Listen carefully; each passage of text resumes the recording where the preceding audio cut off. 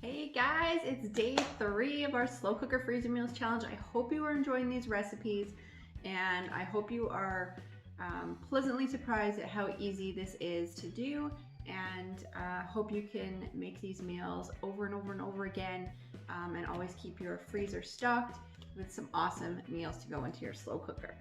So as you guys know, this is day 3 of the challenge. So every day for 5 days, I'm bringing you a new video to show you how to get lots of delicious, healthy meals on the table any night of the week.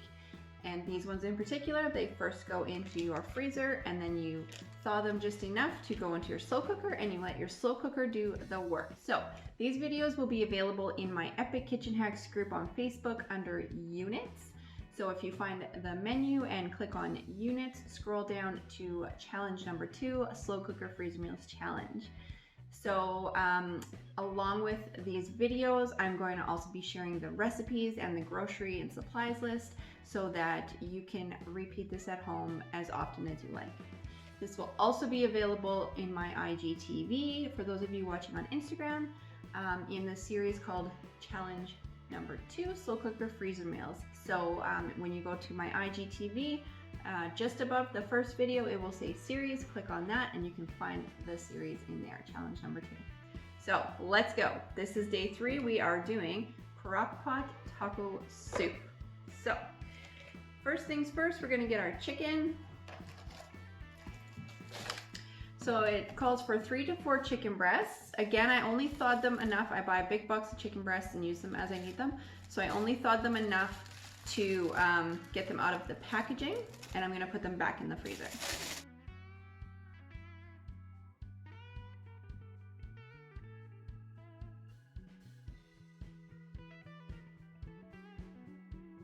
So again, pro tip is to prop your freezer bags up inside of a bowl already. It keeps it upright and you can keep this open and add your ingredients as you go.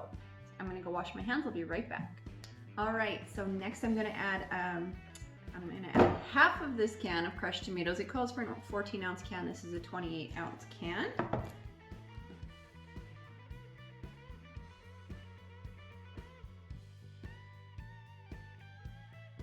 Okay, so I'm just gonna eyeball it here.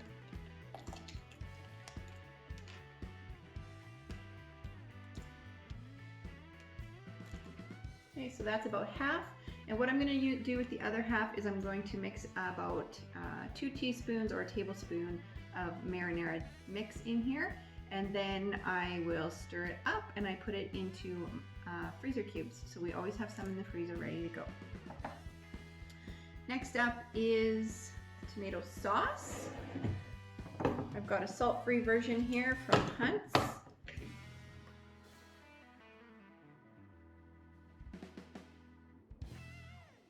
Goes in.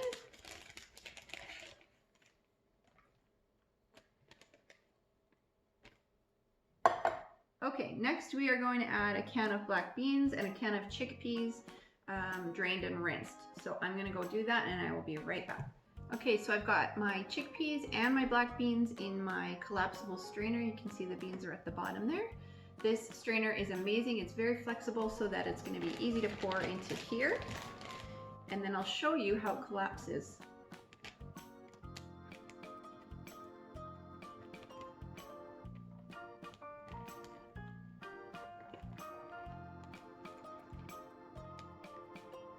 So just like that.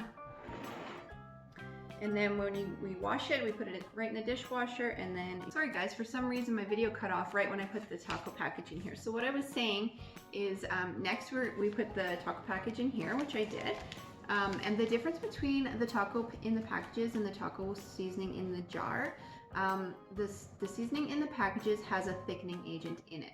So it's going to actually make like a nice kind of creamy taco mix for you. Whereas the taco seasoning in the jar is just the spices. So we're using this with a thickening agent for our soup today. And the last thing I'm going to add is some vegetable broth. The recipe calls for chicken broth, but again, I almost always use vegetable in any of my recipes. But the chicken stock is back in stock. It's now called Nourish Broth. So there has to be a certain amount of chicken in it to call it chicken broth. So ours is called Nourish Broth. And one of the reasons I love these broths is because they contain nutritional yeast. So these are actually an enhanced product. I keep running out of storage on my phone and my video cuts off. So as I was saying about the vegetable broth, it contains nutritional yeast, which is a really great source of vitamin B12, which is really important for people who don't eat a lot of meat, because the majority of our B12 comes from meat sources. So nutritional yeast is one of the rare ingredients that you can get a good healthy source of vitamin B12. And what B12 does is it's really good for our nervous system. So I'm going to do 4 heaping teaspoons of this vegetable broth.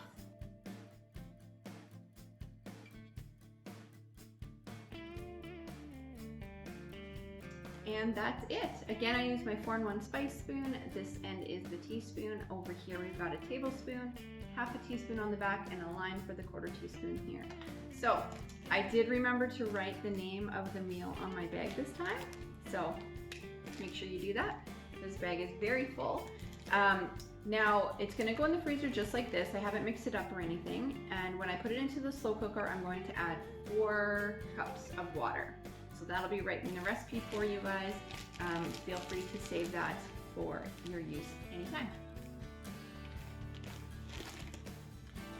So that's it. Thank you guys so much for tuning in to day 3 of the Slow Cooker Meals Challenge. If you have any questions, please reach out to me. I am happy to answer them anytime. And I will see you back here tomorrow for day 4, which is slow cooker lentil and ham soup.